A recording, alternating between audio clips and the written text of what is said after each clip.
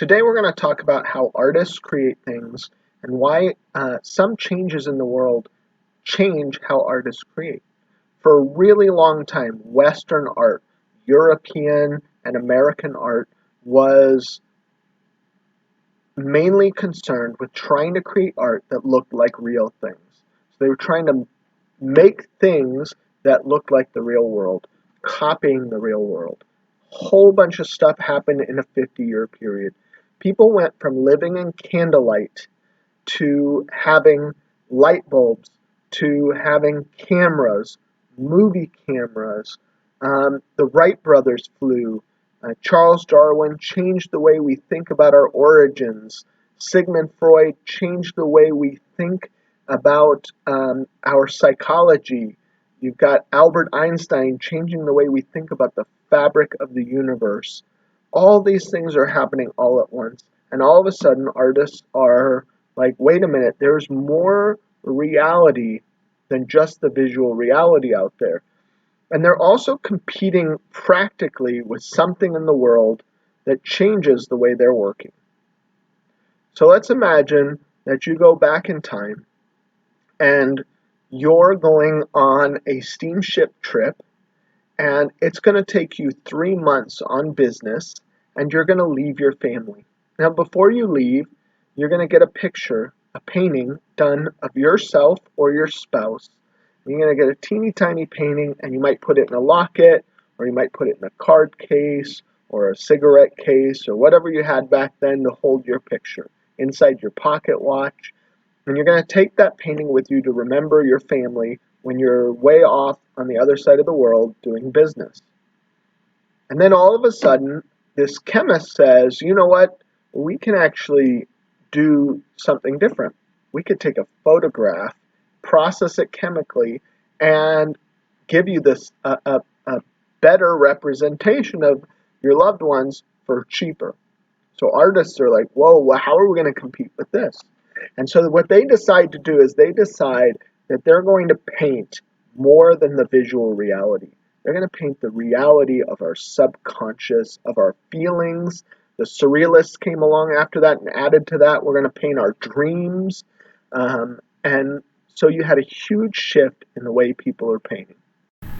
The artist that really started all of it was Vincent van Gogh. He used so much pure color, unmixed, with choppy brushstrokes that really brought an energy and an emotion to his paintings. This inspired artists like Edvard Munch, who painted The Scream, who in turn inspired the German and French Expressionists, artists like Schmidt-Rottluff, Kirchner, and Emile Noldi, as well as the French artist Matisse, started a new movement in art, Expressionism. Though we see art like theirs now today, and we just assume that it's normal, their art was revolutionary. These paintings now here are made by contemporary artists. Their strong use of color, emotional content, and expressive strokes, or even in this case just globs of paint, characterize them as expressionists.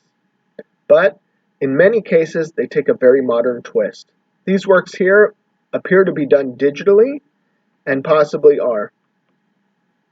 We're going to create our own expressive portraits using lots of bold color and dynamic mark making to represent an expressive portrait of our own.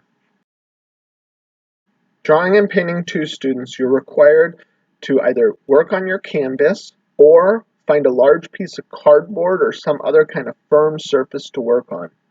I expect you to explore and experiment with paint and color.